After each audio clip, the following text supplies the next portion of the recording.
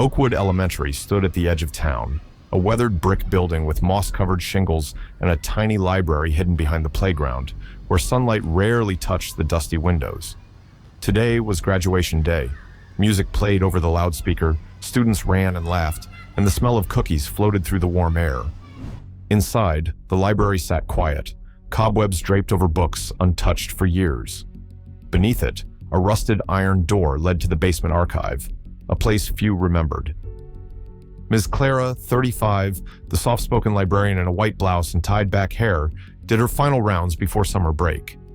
She didn't notice Emily, a quiet fifth grader with a ponytail and a notebook, slipped down the stairs, looking for a book she shouldn't. The Curse Under the Lamp.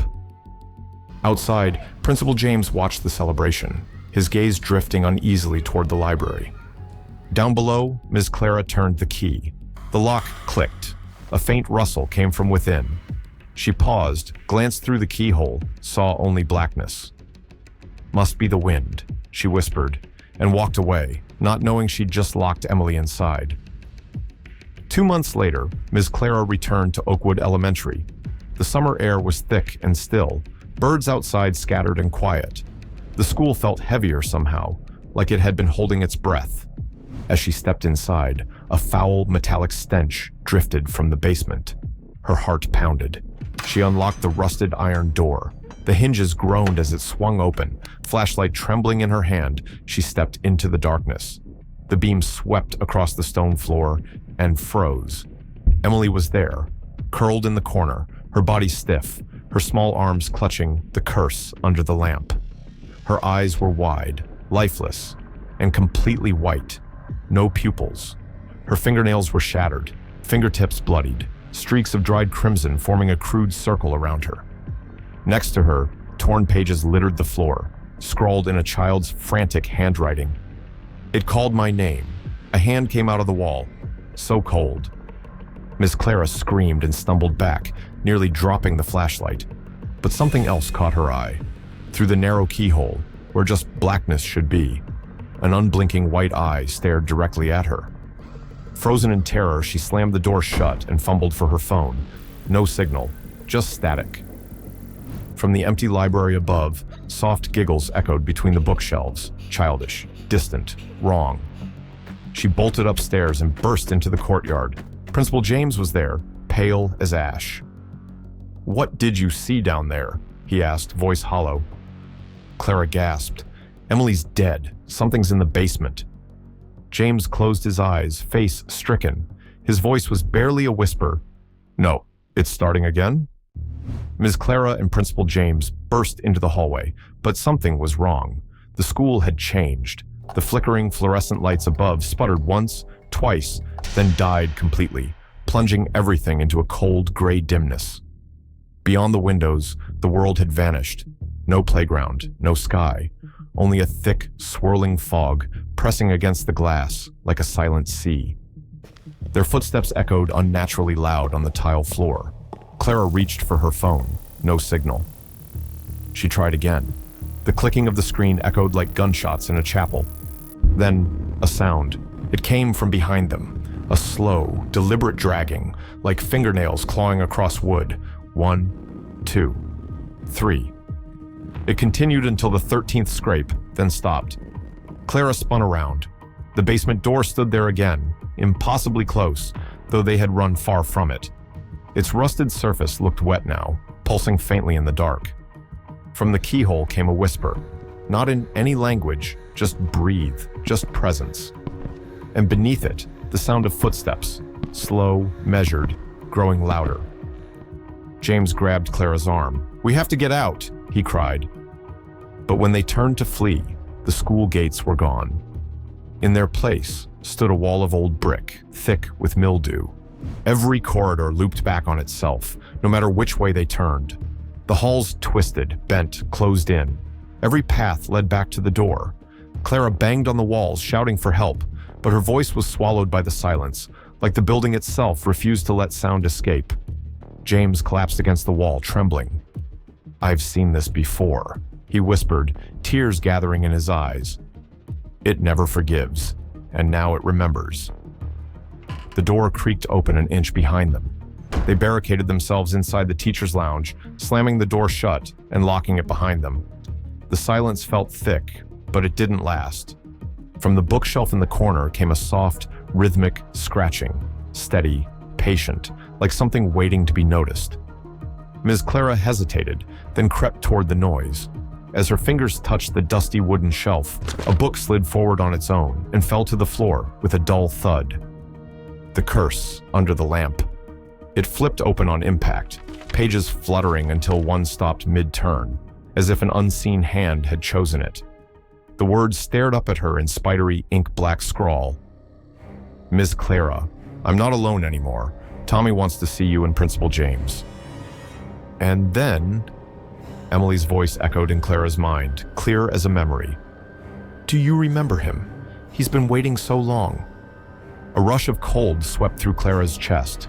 Her knees weakened as memories, long buried, clawed their way back. 30 years ago, she had been a quiet student in this very school. James was a young teacher then.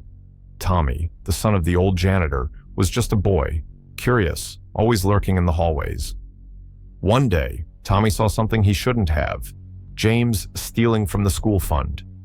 James panicked. To silence him, he lured Tommy into the basement, locked the door, and left him there. Clara saw it happen. She stood frozen in the hallway as Tommy pounded on the door, screaming for help. But fear chained her legs, sealed her lips. She walked away. Tommy starved to death, and when they finally opened the door weeks later, all they found was a pile of bones and a book written in blood, filled with curses and promises of revenge. Clara remembered now. She had looked through the keyhole before running. She had seen it then, the white eye. James buried his face in his hands, voice shaking. I didn't mean to kill him. I just wanted him quiet. I didn't know he'd... Then came the whisper again. Emily's voice, yet not entirely hers. Tommy knows everything. James locked him away. Clara turned her back. Now we invite you both to stay. The book snapped shut. The doorknob began to turn. The office door burst open with a violent creak. Emily stepped inside. Her eyes were milky white, devoid of pupils, her skin bruised and scraped, arms covered in claw marks. Beside her stood Tommy, a pale, spectral figure, his eyes sunken, skin waxy, and from his elongated blackened fingernails, blood oozed in slow, steady drips. The air grew thick, suffocating. The lights above them flickered, then dimmed to a ghostly hue. Emily smiled, her voice both childlike and wrong, laced with a grin that didn't touch her eyes. You'll stay with us, she whispered, and the room echoed with a chorus of distant laughter, high-pitched, gleeful, inhuman. James screamed and bolted past Clara.